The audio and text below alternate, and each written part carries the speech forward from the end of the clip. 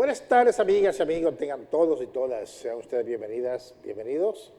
Aquí nuevamente estamos para reiniciar esta marcha, esta semana, inicio de la semana laboral, primer programa de esta semana, que hoy es lunes 5 de agosto.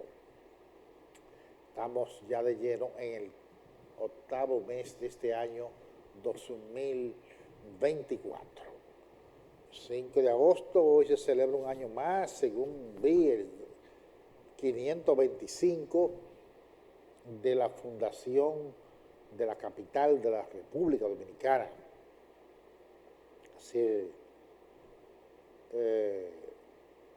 525, no sé, porque a veces decían que fue, uno dice que 1494, otros que 1495, otros que 1496, realmente, pero 25, pero si fue en el 96, son 528, si fue en el 95, tiene que ser 529, bueno, no sé, pero bueno, hoy se celebra un año, más de 525 por lo menos, de la fundación de la ciudad de Santo Domingo, que cuando fue fundada no se llamaba así, se llamaba la Nueva Isabela.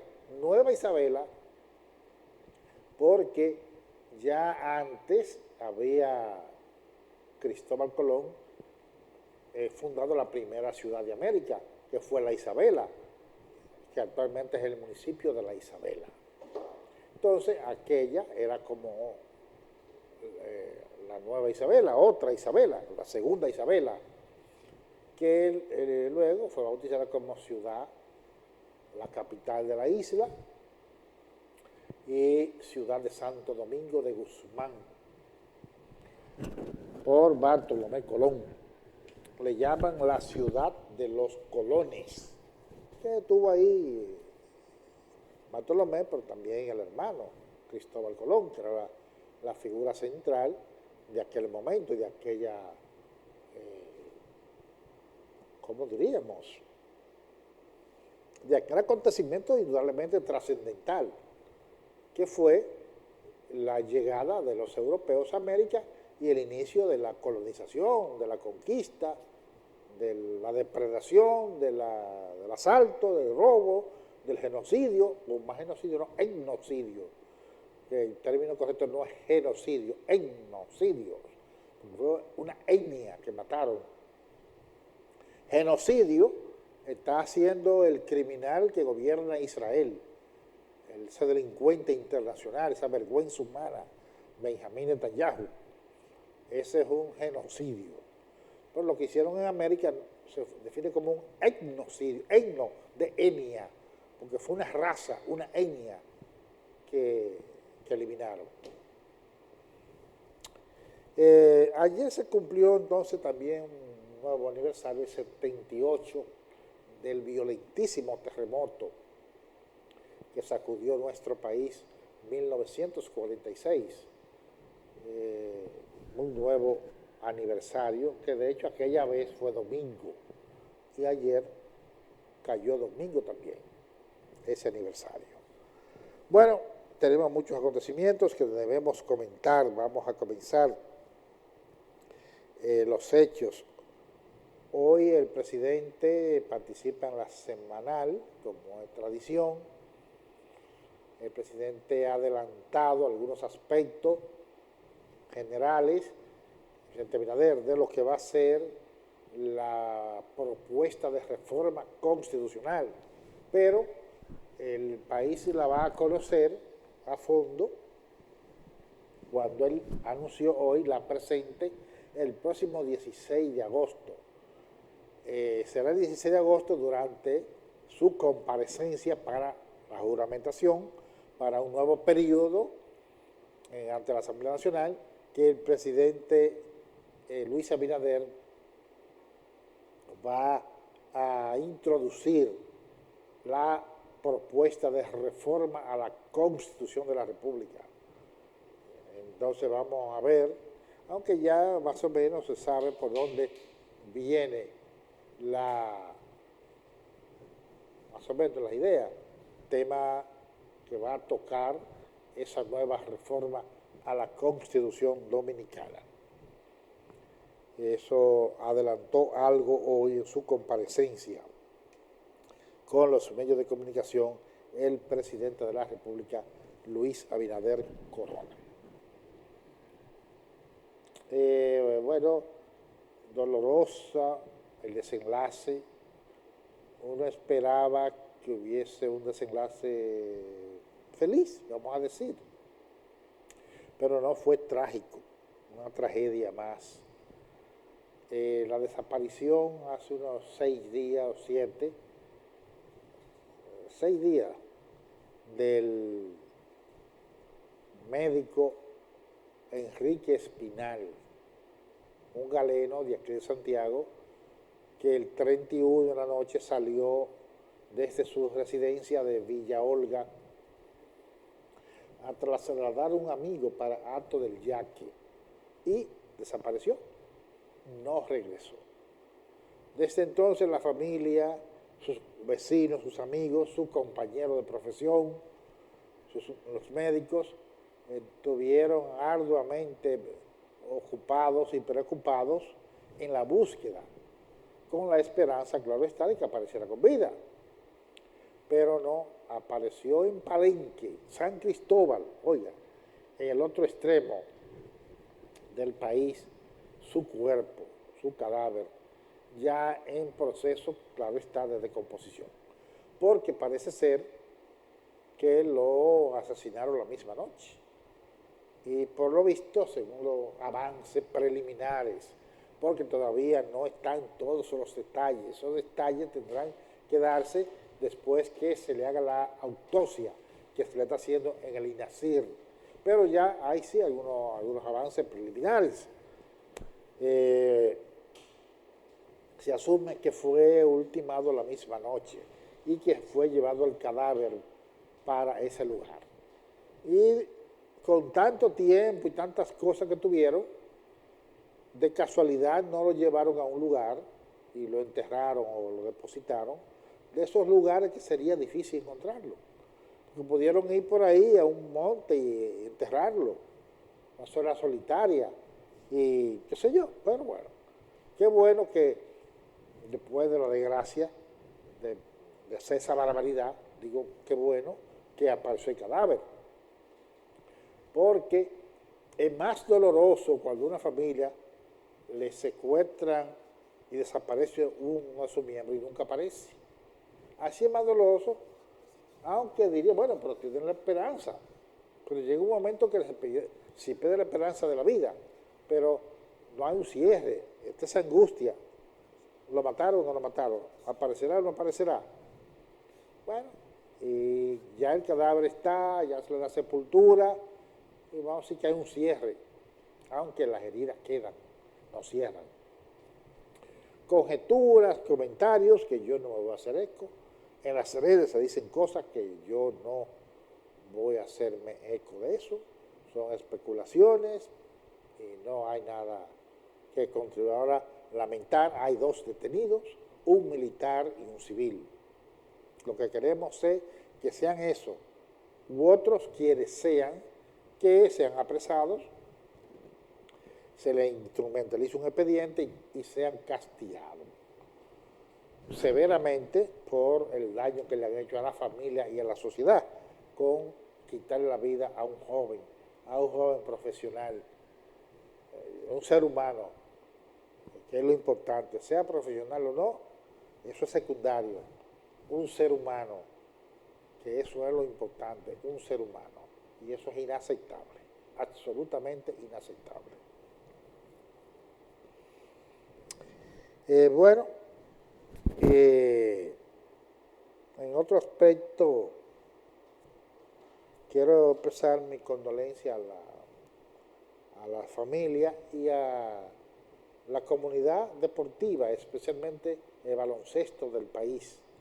Soterio Ramírez, destacado baloncestista ya retirado, falleció hoy, un infarto fulminante, le quitó la vida en la capital. Él era miembro del pabellón de la fama del deporte dominicano en la rama del baloncesto, básquet. Él fue muy querido en Santiago y la capital en ese mundo del deporte baloncestista. Entonces, reiteramos nuestras condolencias a los familiares de ese deportista que ha partido, se ha muerto. Y en otra información, nos llega desde Montecristi, se dice que militares y policías enfrentaron hoy a ciudadanos haitianos que protestaban en esa ciudad. No tengo mayores detalles, es la verdad. ¿Por qué protestaban? ¿Qué motivos, qué razones le daban para esa protesta? Pero sí que intervinieron efectivos militares y policiales para sofocar esa protesta de esos ciudadanos extranjeros del vecino país en la ciudad del Morro en el día de hoy. No es muy usual que son extranjeros, se sienten a veces atemorizados, generalmente no tienden a reclamar derechos, son vulnerables, pero diría alguien, llega un momento que la gente reclama su derecho y el hecho de ser extranjero no le limita a reclamar derechos laborales o lo que sea. Claro, deben tener cuidados por la misma característica de ser extranjeros y en un país como este donde muchos lo ven con ojeriza y con prejuicios y muchos se lo ven mal. Es decir que yo no creo que los haitianos que sean extranjeros tengan que dejarse humillar y patear y hacer todo, no, pero deben tener cierto cuidado sin renunciar en lo que en un momento crean que es la defensa y el reclamo de sus derechos. Señor director, vamos a nuestro primer contacto con la publicidad. Adelante.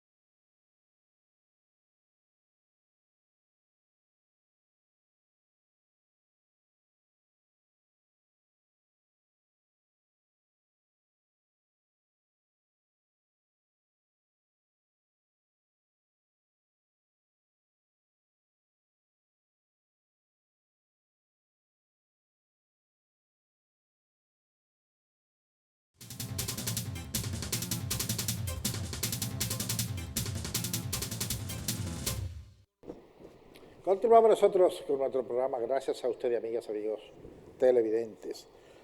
Bueno, en el día de hoy el presidente del Senado, el señor de los Santos, expresó que es necesario unificar las elecciones, que no deben hacerse las elecciones separadas. Ahora que se va a reformar la Constitución, si él piensa así, lo más probable que el PRM piense así. Lo más probable es que así piense Abinader. Y si así piensa Abinader, eso se va a imponer. Porque esta Constitución, el PRM va a hacer lo que le dé la gana en la reforma, porque tiene mayoría absoluta. Entonces, lo más probable es que para el 28 las elecciones no sean separadas, sean todos juntos. Eso puede tener su pro y su contra. Es verdad que las elecciones son más costosas, son más traumáticas, separadas, pero también puede tener sus elementos positivos. De todas formas, si la mayoría, si así piensa el PRM y el presidente, eso se va a hacer. Porque ellos pueden hacer y deshacer, tienen mayoría absoluta en el Congreso para la reforma constitucional que va a comenzar ya a partir del 16 de agosto, como ya hablé en el segmento anterior. También el legislador se refirió a la necesidad de reducir la cantidad de diputados. Y ahí estamos de acuerdo, pero mucho hay que reducir, mucho. Me da la impresión que si acaso lo hacen, digo si acaso, porque muchos han hablado de eso, pero cuando viene a ver, es retórica, no van a reducir mucho. Porque no olvidemos que este es un país de partidos clientelistas que necesitan encontrar huecos en el Estado para colocar su gente. Y realmente menos diputados son menos dirigentes que tienen que están ahí pegados del Estado, subsidiando el Estado. Pero que los reconozcan, aún ellos, que en cierta forma pueden ser los perjudicados con la reducción, eso es importante. La sociedad, la gente, los sectores más avanzados de la sociedad, porque ya otros lo han dicho, de la clase política, inclusive otros del mismo partido en el poder, lo han dicho. Es decir, aquí deberíamos movilizarnos más, la sociedad civil, que está como tan apagada. Bueno, la gente que está ahora en la oposición dice que la sociedad civil era antes la que ahora está en el gobierno. La sociedad civil que protestaba contra el PLD, dicen ellos, ahora está en el gobierno. Y en parte, creo que en parte pueden tener su razón. En parte pueden tener su razón. Gran parte de la sociedad civil, muchos se han pegado, usted sabe, están guisando. Pero la sociedad civil está ahí. La sociedad civil es mucho más que algunas instituciones. Mucho más que eso. Todo el espectro de la vida organizativa, institucional, que está fuera del Estado. Por tanto, las instituciones empresariales son de la sociedad civil y no están en el Estado. Las juntas de vecinos son de la sociedad civil. Las instituciones profesionales, los colegios de la sociedad son de la sociedad civil. Porque aquí hay unos genios, sumamente genios, que creen que sociedad civil es fijo, participación ciudadana, fue la Marcha Verde, estoy harto, y una que otra. Esa es la sociedad civil. No, señor. La sociedad civil, todo el espectro organizativo institucional que está fuera del Estado. Entonces todo eso está ahí. Deberíamos presionar para que haya una reducción significativa en la cantidad de legisladores, la cantidad de diputados. El Senado es un poco más difícil porque, bueno, no son tantos, son 31, 32, y es un poco difícil. Porque ¿qué? Sería entonces, habría que reducir provincias, y eso es más difícil. En otro aspecto, en Haití, una de las bandas más poderosas, las 400, qué sé yo qué nombre, se apoderó de una pequeña ciudad que está cerca de la frontera dominicana. Vino ahí, se enfrentó, tomó la ciudad, tomó la aduana, figúrese la aduana, la recepción de las exportaciones dominicanas para allá. Quemó un vehículo de la policía haitiana y se apoderó de ahí. El gobierno de Haití ha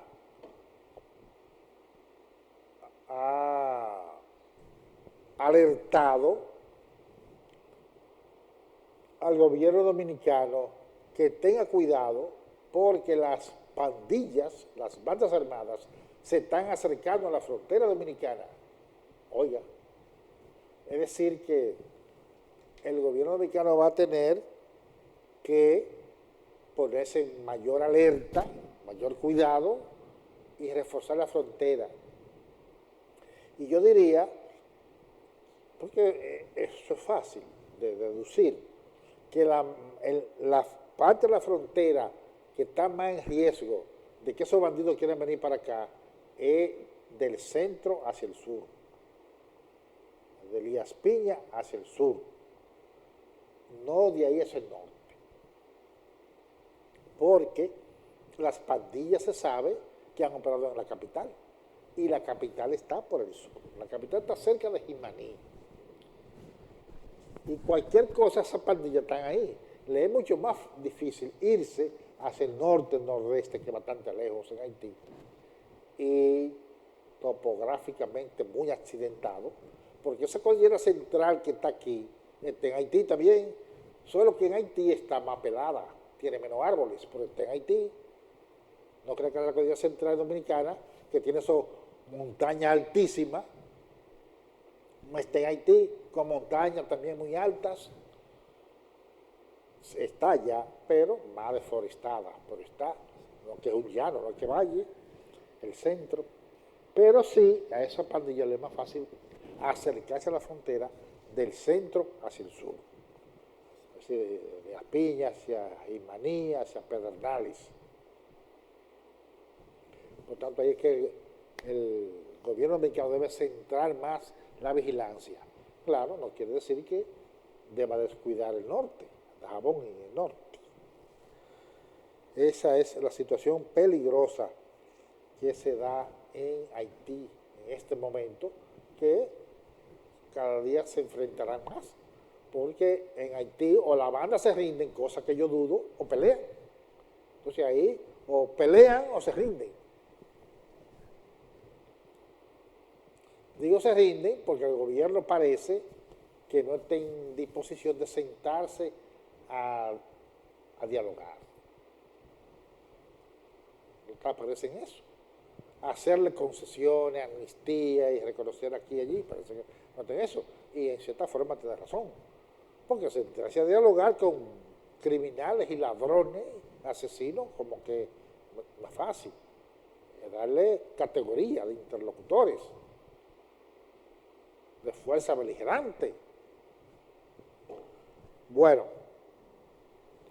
y Venezuela, el sábado hubo grandes movilizaciones, solo que la prensa internacional, la dominicana, las redes sociales, solo reflejan un lado, solo reflejan las marchas y las sobredimensionan y ven como que fueron 80 millones, a las marchas de la oposición, porque es una prensa, unos medios de comunicación, radio, televisión, redes sociales, todo eso apandillado, cartelizado, sí, amotinados, un discurso único de satanizar, demonizar al gobierno de Venezuela como el represivo, el tirano, el dictador, el robo de elecciones, el fraude. Así que están la inmensa mayoría de la gente de los grandes medios y también de no grandes. Ahora, la grande marcha del gobierno, que la hubo, no, esa no la ponen. Algunas gente logramos acceso y ponemos algo en las redes de la grande marcha a favor del gobierno y en favor de la paz y en contra de la conspiración, en contra de la violencia. Se pone. Pero la gran mayoría de los grandes medios solo ponen lo de la oposición. Entonces, hay que señalar que fueron pacíficas. La que hace la violencia es la oposición. Pero las últimas manifestaciones no han sido violentas, no han destruido, no han quemado, no han matado. Y es correcto, así, bien. La oposición de Venezuela tiene derecho a protestar, tiene derecho a movilizarse. Esa es la democracia, aunque ellos dicen que es dictadura. La dictadura es rara. Fueron elecciones y en las elecciones no hubo un pescozón, y mucho menos un muerto en la dictadura. La gente votó tranquilamente en la dictadura.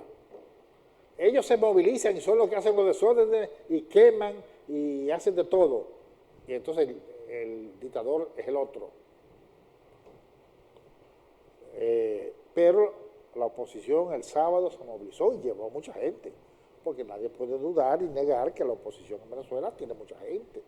Claro que sí. Y sacó muchos votos. Y la hicieron pacífica. Tienen derecho a hacerla, porque ellos tienen derecho, si están inconformes, a reclamar. Eso se hace en la democracia.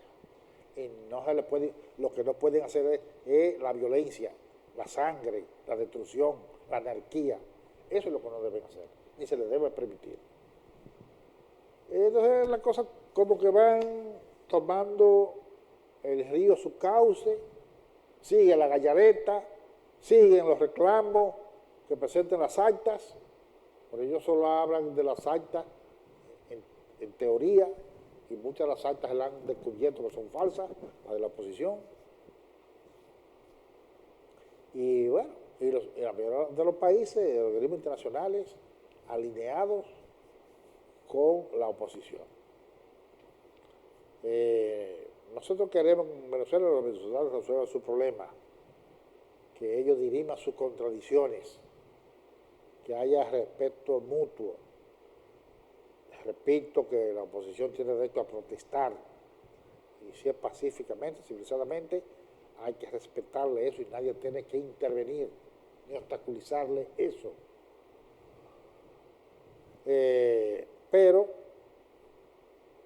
se le va a hacer difícil la pretensión, parece de algunos, de volver a poner de que un presidente alternativo, otro Guaidó, el sujeto ese, el de los escuadrones de la muerte en El Salvador, a venir a pensar como el presidente, y que vean que ya muchos países lo han reconocido, pues yo no sé en qué palacio iba a estar. La Fuerza Armada, un apoyo irrestricto a las elecciones, a lo que dictaminó el órgano electoral y su veredicto, que es el válido,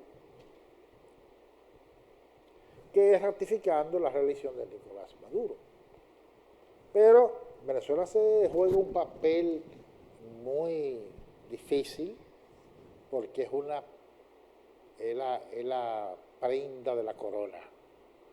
Un país estratégico por su posición geográfica y sus inmensas riquezas. La mayor reserva de petróleo del mundo. Y eso lo codician las potencias, especialmente Estados Unidos. Y ahora mismo está más cerca de China que de Rusia e Irán. Oiga, Irán es el diablo de Estados Unidos, que Estados Unidos y Europa. Y eso es un dolor de cabeza. Y la quieren agarrar de todos modos. Pero eso no puede ser. Deben decidir los venezolanos.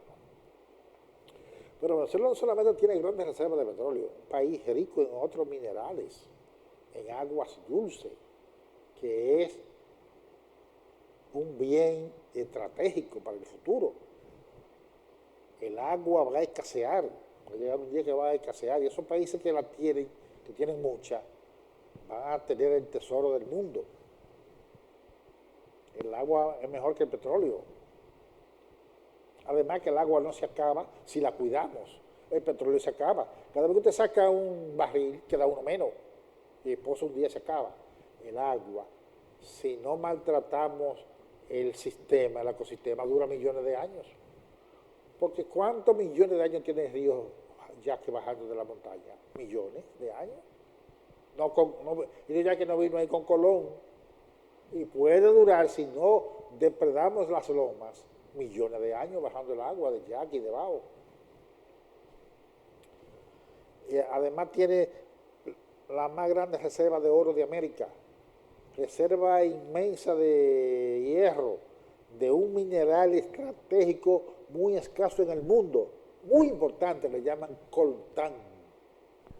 Oiga usted, solo no tiene litio, es uno de los minerales actualmente más codiciados. Venezuela parece ser que no tiene litio, que sí tiene mucho en Bolivia y Chile. Señor director, vamos nuevamente a unos mensajes. Adelante.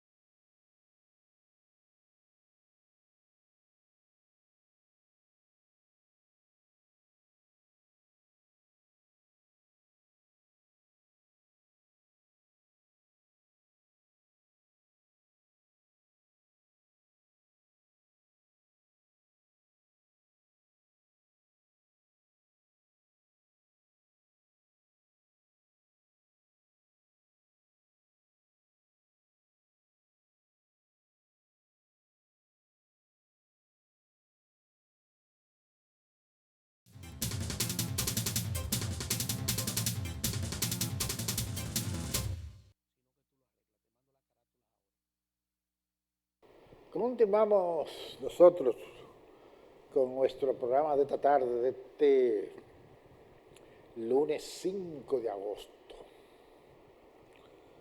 Bueno, hoy ha habido un terremoto económico en el mundo, una caída de las bolsas de valores, de los mercados bursátiles del mundo, de gran parte del mundo. Las señales de recesión, contracción de la economía de los Estados Unidos repercuten en el mundo entero, crea temores y eso impacta las bolsas de valores. Wall Street hoy amaneció y abrió con caída significativa. pero el derrumbe más grande se dio en la bolsa de valores de Japón y también eso repercutió en las bolsas de valores de Europa, con el temor a una recesión económica en los Estados Unidos, que se habla de crecimiento ya en la tasa de desempleo. Eso repercute en toda la economía del mundo y repercutirá negativamente en la economía dominicana. Ojalá que eso no sea agudo, que eso se quede moderado y una tendencia a recuperación en poco tiempo. Pero esa es la realidad.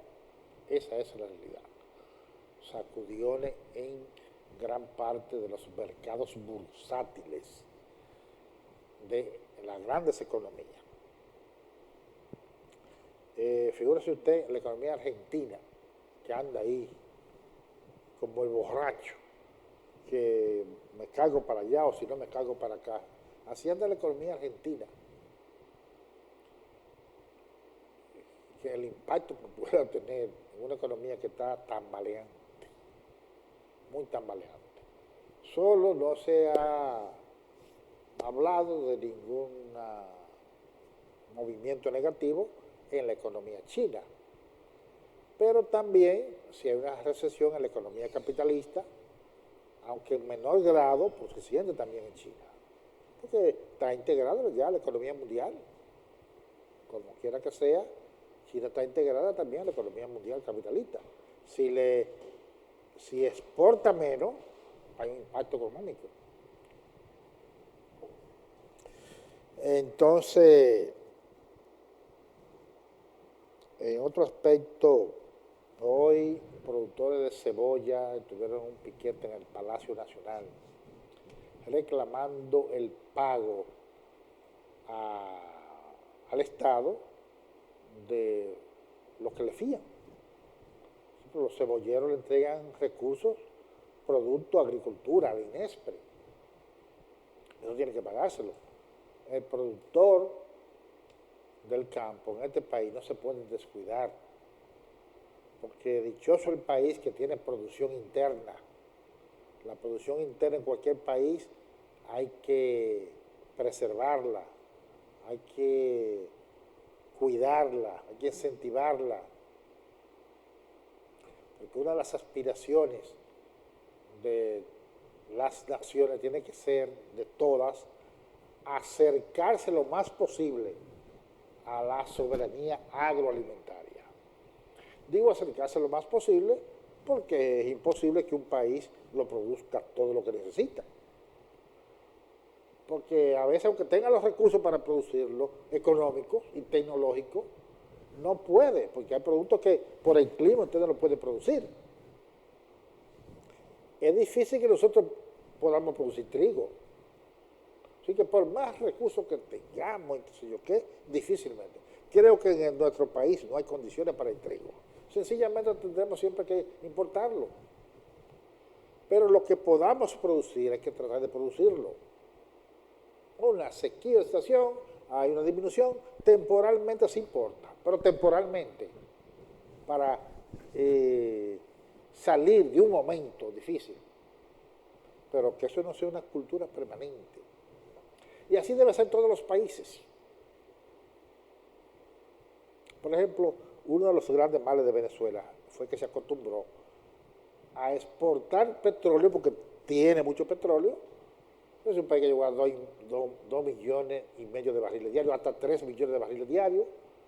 ¿Cuántos millones entraban de dólares diarios? Con navegando en dólares. Importaba todo y casi no producía en el campo. Cuando, en aquellos años, cuando el petróleo bajaba, por eso fue gran parte del Caracazo en 89, que ahora oposición era que gobernaba Venezuela cuando mataron 5,000 en Caracas. El pueblo se lanzó a la calle desesperado, por ejemplo. Y ahora en este gobierno, cuando le impidieron vender petróleo, lo bloquearon, se quedó sin divisas. Y si no produce, ¿qué han hecho los venezolanos en estos últimos 2 años o 3? Y los campesinos y el gobierno, con lo poco que ha conseguido, incentivarlo. y en las ciudades, en los solares, en todas las modas, huerto, y producción de alimentos. Eso debieron hacerlo antes, aun cuando había dólares de petróleo, necesidad menos de importación. Entonces todos los países tienen que buscar eso. Entonces estos cebolleros, páguenle, dichoso que producimos cebolla aquí.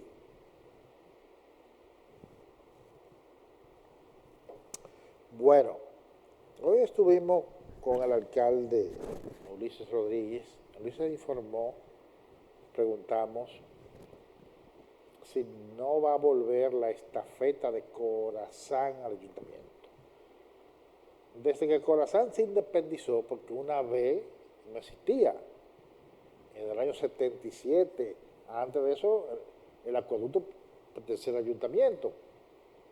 Pero después que se independizó Corazán, una corporación aparte, se formó, repito, en el 77, en el gobierno de Balaguer, de los funestos 12 años, pero siempre tenía una estafeta de cobro en el Palacio Municipal, lo cual daba facilidades al pago de mucha gente de esa zona, mucho más facilidad. La gente que vive por esa zona sigue el ayuntamiento y no tan cerca, pero la administración de Abel Martínez la sacó. Esa actitud prepotente y sectaria de Abel Martínez, difícil de entenderse con los demás, la sacó.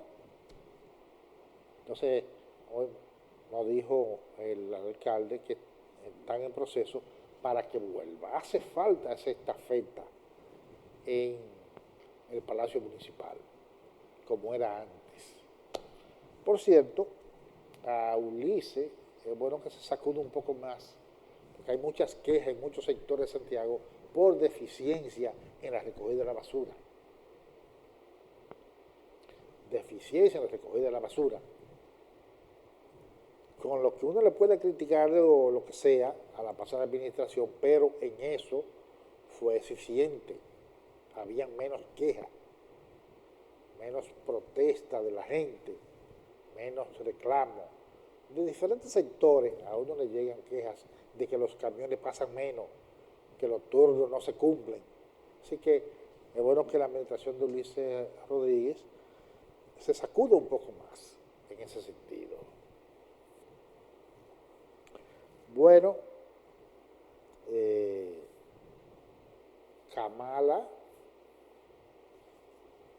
se dice que está un poquito arriba, aunque leve, de Trump, lo cual es un avance importante porque cuando era Biden, el que iba a ser candidato estaba muy abajo de Trump. Ahora que estén más o menos empatados ya es un logro importante.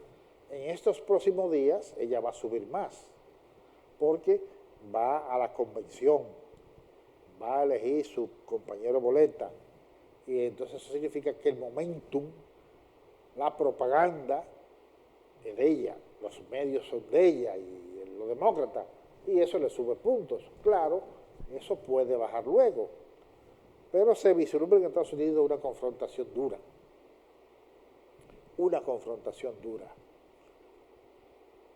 para noviembre, que uno no se podía hoy aventurar a decir quién va a ganar. Pero sin lugar a dudas que los demócratas se han puesto en mejores condiciones, con mucho más posibilidades, después que van a llevar a esa señora, que es lo que estaban con ese viejo chochando, como estaban antes. Eso sin lugar a dudas. Bueno, hemos terminado por esta tarde. Le agradezco a ustedes su amabilidad de sintonizarnos, de acompañarnos como cada día. Les invito para mañana, cuando sean las 6, que nuevamente nos encontremos en otro espacio de las noticias del día. Continúen con la programación que viene ahora en vivo con Frank Rodríguez. Hasta mañana.